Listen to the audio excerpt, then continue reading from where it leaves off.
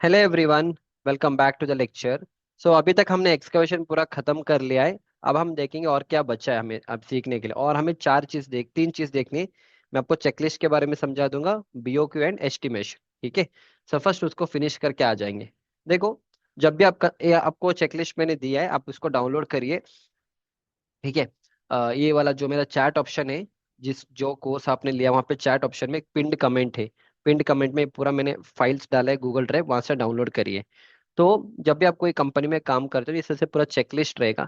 तो ये according to the checklist आपको काम करना पड़ेगा। ठीक है। First I will go through this. क्या क्या लिखा है? फर्स्ट इज, यहाँ पे एक्सकवेशन के लिए लिखा है, check whether soil investigation report drawing specification available and studied by concern engineer.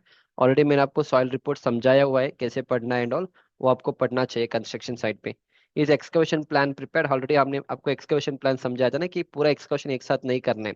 First जो प्रायोरिटी है वो करना है। तो ये सारी चीज आपको फर्स्ट ऑफ ऑल डिसाइड करना है विथ योर मैनेजर या सीनियर से बात करके। Is a layout alignment and size of excavation marked on the ground? मैंने सेंटर लाइन मेथड समझाया था, वर्किंग स्पेस का कॉन्सेप्ट भी समझाया था, उसी के हिसाब से आपको करना पड़ेगा। Are there any underground utilities like sewer, water pipeline, cable etcetera? If yes then bring. मतलब जब आप एक्सकवेशन करते हो ना, आपको कभी कभी क्या होता है, वो जमीन किसी और का होता है। कभी कभी वहाँ पे अंडरग्राउंड जो अपने म्युनिसिपल वाले, सीवेज वाले लोग, या मान लो टेलीफोन वाले लोगों का सब कोई पाइप वहाँ पे चलता है कभी कभी। तो जब आप एक्सकवेशन करोगे, तो every chance you may damage the pipes and all. इसलिए आपको फर्स्ट एक बार देखना पड़ेगा whether any lines are going, कोई यूटिलिटीज वहाँ पे जा रहे हैं नहीं जा रहे, वो सब आपको चेक करना पड़ता है before the start of excavation. Is the area to be excavated clean and clear of bushes? हमने साइट क्लीनिंग में ये सारी चीज किया है, उसके बाद ही हम आगे बढ़े थे। Check whether the excavated pits are adequately shored timbers? अभी तक हमने देखा था कि शोरिंग क्या है, कैसे करना है एंड ऑल, वो चीज आपको देखना पड़ेगा अगर आप डीप एक्सकवेशन करोगे। Then you have to keep all this things in mind. ठीक है। Check whether barricading and caution signs are provided for deep excavation? तो जब मैं आपको एक लेक्चर पढ़ा रहा था जहाँ पे एक डीप एक्सकवेशन हमने किया था, एक फाउंडेशन का, right? For example, just quickly, if I find, हाँ, ये वाला देखो, हमने यहाँ पे एक्सकवेशन किया। तो इसमें ना, this is called as hard barricading. जिस तरह से आप पाइप से इसका बैरिगेटिंग करोगे, ये आपका हार्ड बैरिगेटिंग होता है। एक होता है ये वाला, एक कॉशन टेप होता है, ये आपका सॉफ्ट बैरिगेटिंग होता है, सिर्फ कॉशन टेप का है। जब भी आप एक्सकवेशन करोगे, 1.2 मीटर से ज्यादा आप एक्सकवेशन करोगे, इस तरह से आपको कॉशन टेप लगा के रखना पड़ेगा। अगेन ये सब बड़े कंपनीज में। तुम छोटे मोटे घर का प्रोजेक्ट करोगे, छोटे मोटे लोकल डेवलपर के अंडर काम करोगे, कुछ कोई करना नहीं चाहता ये सारी चीज। ठीक है। But big construction company, this are the methodologies you have to follow. तो वही चीज मैंने आपको यहाँ पे लिखा है। ठीक है। Check whether barricading. Check whether excavated material is kept away at least 1.5 metre from the edge of the pit or trench. Actually होता क्या है, जब आप कंस्ट्रक्शन साइट पे काम करते हो ना, जो भी सॉइल आपने एक्सकवेशन किया, फॉर एग्जांपल ये आपने एक्सकवेशन किया, जो सॉइल आपने एक्सकवेटेड किया है ना, वो आपका एक्सकवेशन पिट से, ये एक्सकवेशन पिट से 1.5 मीटर, 1.5 मीटर, 1.5 मीटर और 1.5 मीटर दूर आपको रखना है। आपको तुरंत इसके पास ही नहीं रखना है, क्योंकि when you store the soil ना, वो एक प्रेशर डालेगा। बिकॉज ऑफ दैट प्रेशर, फिर ये वाला जो सॉइल है यहाँ से कोलैप्स होने का चांसेस है। That is the reason what they say, again what they say is, आपको at least 1.5 metre away from the pit आपको रखना है excavated material. Not only excavated material, even आपका जो मशीनरी आप यूज करोगे, वो भी आपको कभी भी ना, जब आप एक्सकवेशन करोगे, कभी भी अपने मशीनरी को यहाँ पे खड़ा करके ना एक्सकवेशन मत करना। क्योंकि अगर आप यहाँ पे खड़ा करोगे अपने मशीन को, अगेन मशीन का खुद खुद का वेट रहेगा, बिकॉज ऑफ दैट अगेन ये वाला एरिया में ना, फिर अगेन वो पूरा सॉइल कोलैप्स होने का चांसेस होता है। ओके। दैट इज वाई ये सारे चीज you have to keep in your mind. Are danger signs provided near the excavated area? तो आपको लिखना है कि deep excavation do not entry, ये सारी चीज। तो वो सारी चीज मैंने आपको एक्सप्लेन किया था। ऑफकोर्स यहाँ पे लिखा नहीं, कुछ जगह पे लिखा रहता है कि डीप एक्सकवेशन, ऊपर लिखा रहेगा डीप एक्सकवेशन डोंट गो, इस तरह से लिखा रहेगा। ठीक है। Fine. Next, are lighting arrangement done at night adequate? Again जब आप बड़े स्ट्रक्चर्स पे काम करोगे ना, रात के टाइम में भी आप काम करते, तो सही से आपको लाइटिंग का अरेंजमेंट करना है। जैसे क्रिकेट स्टेडियम में वो फ्लड लाइट डाला जाता है ना, वैसे आपको कंस्ट्रक्शन साइट पे दिखेगा। Same thing they mention here. फिर उसके बाद, ये छोड़ दो, वर्क एरिया नहीं चाहिए। Check for dewatering arrangement of water logged area? तो जब भी आप एक्सकवेशन करोगे, again you have to keep in mind dewatering. पता है, मैंने सब कॉन्सेप्ट समझा दिया आपको कैसे करना है। तो उसके लिए जो पंप चाहिए, सब कुछ आपकी साइड पे होना चाहिए। That's it. इसके बाद सब कुछ होने के बाद आपको यहाँ पे लिखना है, ये नहीं चाहिए, छोड़ दो। Soil type at foundation level, मतलब जब जब आपने लेट से 1.5 या 2 मीटर का एक्सकवेशन किया, किस टाइप का सॉइल आपको मिला, तो वो आपको यहाँ पे लिखना पड़ेगा। नेचुरल ग्राउंड लेवल कितने RL पे था वो आपको लिखना लिखना पड़ेगा। फाउंडेशन लेवल कितने पे था वो आपको लिखना पड़ेगा। फिर आपका डेप्थ ऑफ एक्सकवेशन। NGL मतलब नेचुरल ग्राउंड लेवल, यूजुअली आपका RL होता है, मैंने आपको सर्वेइंग का पॉइंट बताया था ना। तो ऐसा आप लिखोगे। सॉइल ऑफ जैसे NGL आपका लेटर से 101.25 मीटर का है, ठीक है, ये सब आपको सर्वेयर देगा, don't worry. Founding level letter से आपका लेटर से 103.56 ऐसा रहेगा। एक्सकवेशन का डेप्थ लेटर से आपने 2 मीटर का एक्सकवेशन किया, तो इस तरह से आपको चेकलिस्ट के ऊपर पूरा लिखना पड़ेगा। लिखने के बाद ये पूरा साइन होगा। ये सारी चीज आप यहाँ पे साइन करते चलो, एस एस, अगर नो है तो नो करोगे, एस है तो एस करोगे।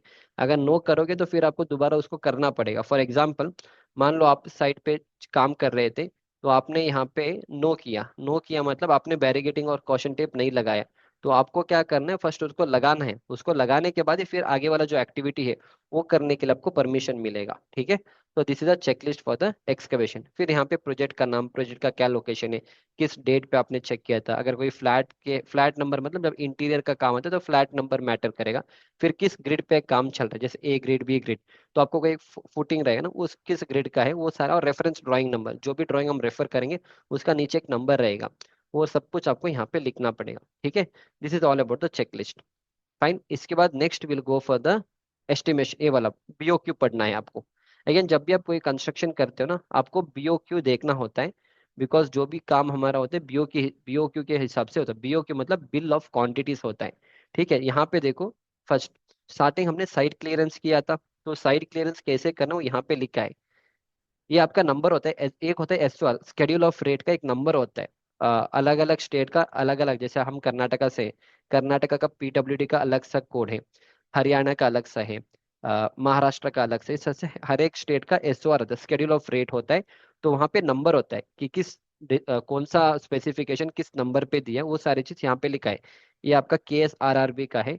इस तरह से हर एक चीज यहाँ पे दिया है। अगेन, ये सारी चीज मैंने अपने क्वांटिटी एस्टिमेशन वाला कोर्स में एक्सप्लेन किया है। यहाँ पे बस मैं आपको समझा रहा हूँ।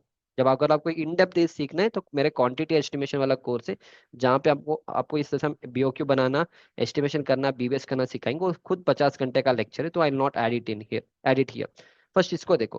Clearing and grubbing road land including uprooting rank vegetation, grasses, bushes, shrubs, saplings and trees girt up to 300 mm, removal of stumps of trees। इसका मतलब क्या है, साइड क्लीनिंग के टाइम पे अगर बहुत बड़ा जंगल है तो उसमें बहुत सारे पेड़ रहेंगे, उसको सब काटना पड़ेगा। तो जितना आप काटोगे उसके लिए आपको पैसा मिलेगा। तो वो यहाँ पे इन्होंने हेक्टर्स में उसको मेजरमेंट किया है।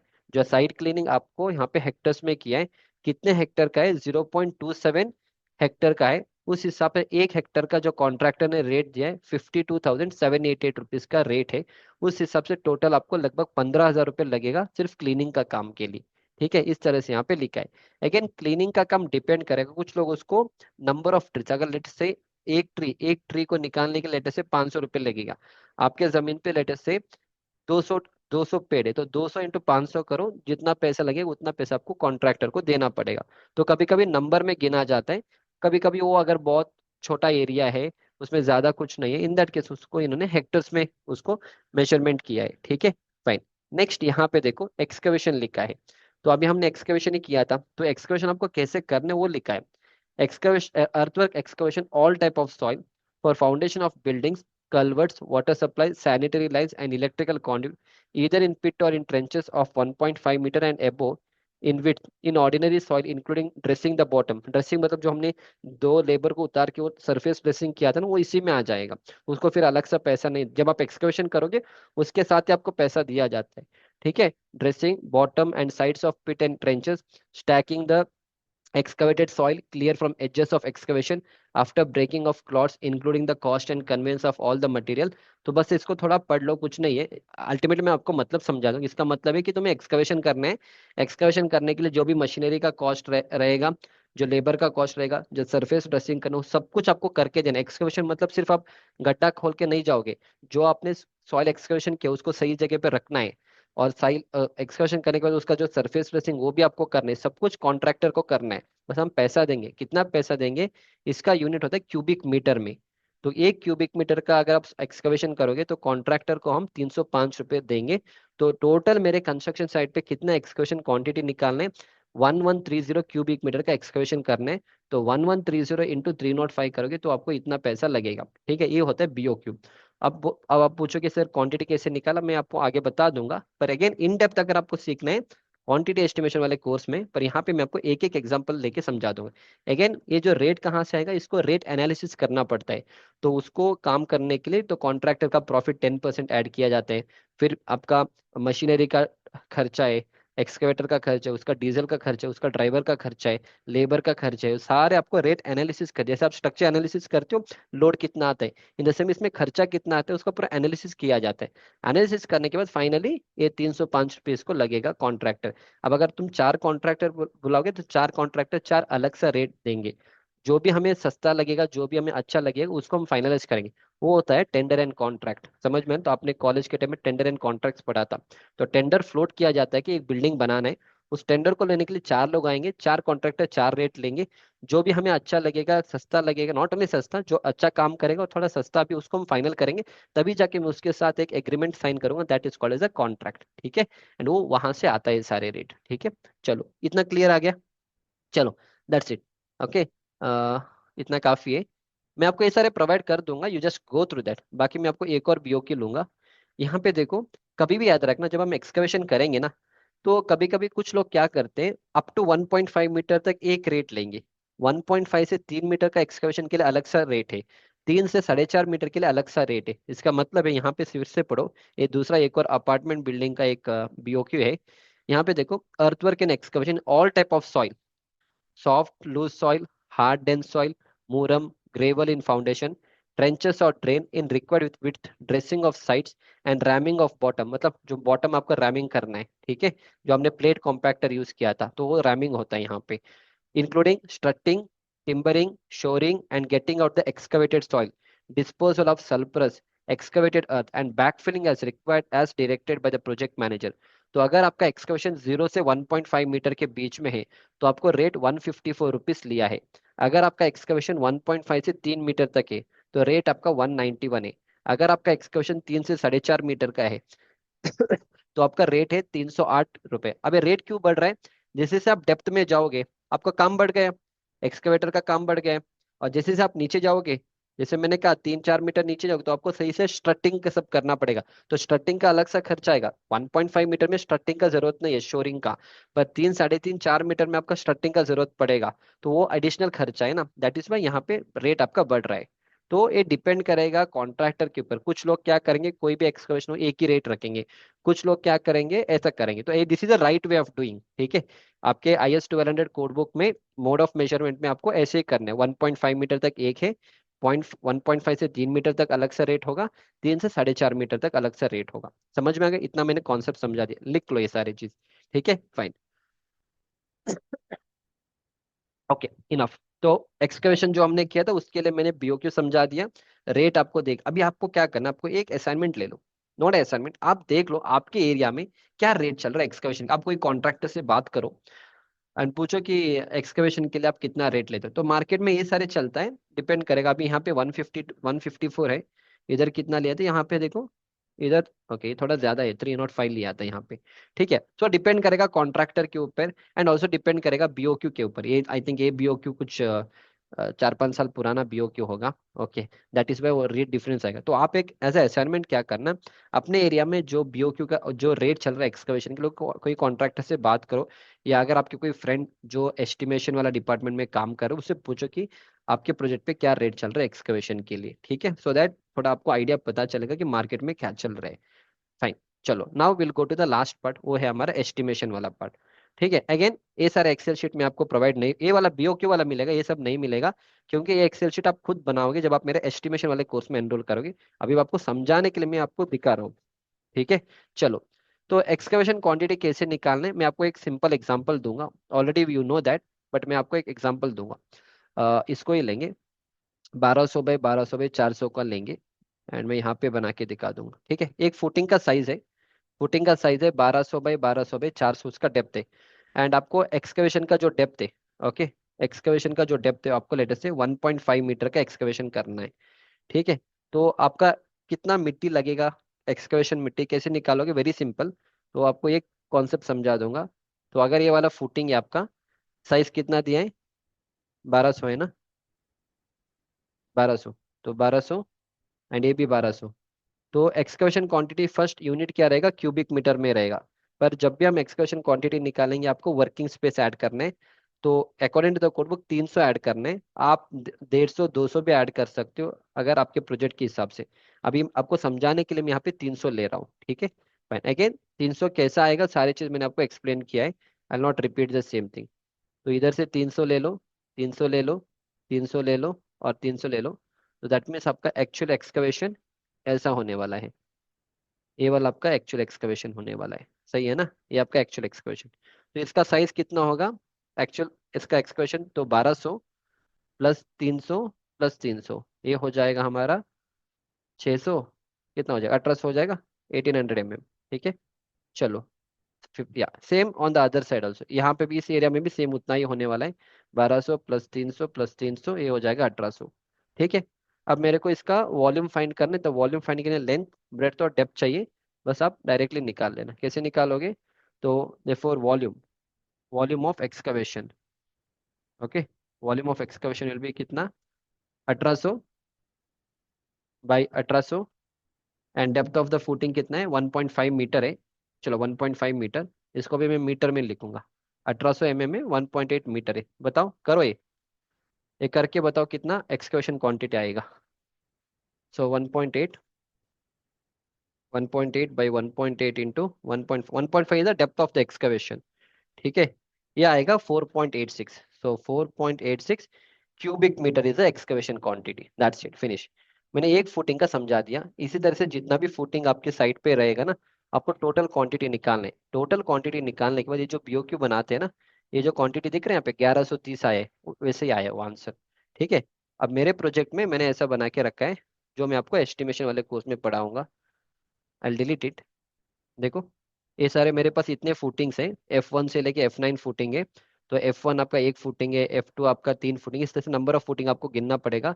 तो मैंने यहाँ पे वर्किंग स्पेस 0.3 ऐड किया है। तो आप इवन पीसी से ऑफसेट भी ऐड कर सकते हो, वो मैंने एस्टिमेशन कोर्स में एक्सप्लेन किया है। नहीं तो डायरेक्टली 300 300 पे ऐड करो चलेगा। तो टोटल इस प्रोजेक्ट में 328 क्यूबिक मीटर का एक्सकवेशन चाहिए। 21 फुटिंग का अगर मेरे को एक्सकवेशन करने, 328 cubic metre of excavation is required. उस हिसाब से मैंने क्या किया, जब मैंने बीओक्यू आपको समझाया था मेरे कोर्स वाले, एस्टिमेशन वाले कोर्स में, so what I have done is, BOQ में you can see the same quantity, कहाँ पे गया, या 328, तो मैंने वो लिंकिंग किया, देखो 328। और मेरा जो रेट है 350 रुपये लूंगा एक क्यूबिक मीटर के लिए। उस हिसाब से 1,15,000 रुपये लगेगा मेरे को 328 क्यूबिक मीटर का एक्सकवेशन करना है तो। ठीक है, अब ये 350 रेट कहाँ पे आएगा, उसके लिए रेट एनालिसिस करना होता है। ये होता है rate analysis, again it's explain in my course, बस मैं आपको आइडिया दे रहा हूँ, ठीक है। इट्स अप टू यू, देखो एक्सकवेशन के लिए लिखा है मैंने, तो ये 328 रेट, ये 197 है 1 क्यूबिक मीटर के लिए। तो इस तरह से आपको निकालना पड़ता है ये सारे चीज, ठीक है। दैट्स इट, समझ में आ गया। इस तरह से आपको पूरा निकालना पड़ता है। हाइड्रोलिक एक्सकवेटर कितना लगेगा, फिर लेबर कितना लगेगा, इस तरह से ये सारी चीज आपको, आपको रेट पता होना चाहिए। एक जेसीबी कितना रेट लेगा, टिप्पर का कितना रेट है, वाइब्रेटर का कितना रेट है, स्टील फिटर एक दिन में कितना पैसा ले, इस तरह से आपको पूरा निकाल के you have to do the rate analysis, ठीक है। चलो, clear, concept is understood, that's it. So क्या क्या समझा दिया मैंने आपको, चेकलिस्ट समझा दिया, बीओक्यू समझा दिया, चेक और एस्टिमेशन समझा दिया। अब तुम कोई भी कंस्ट्रक्शन साइट पे जाओगे, कर लोगे ये सारी चीज। इससे बढ़िया तुम्हें कोई बंदा ऑफलाइन में भी नहीं पढ़ाने वाला है, तुम 10 इंस्टीट्यूट में भी चले जाओ, इस लेवल का कोई तुम्हें वहां पे नहीं पढ़ाने वाला। तो सब कुछ मैंने पढ़ा दिया, बस आपको प्रैक्टिस करना पड़ेगा, ठीक है। That's it. So this was all about my excavation वाला लेक्चर। नेक्स्ट लेक्चर में हम केस स्टडी लेंगे, and I will see you back in the next lecture. Thank you.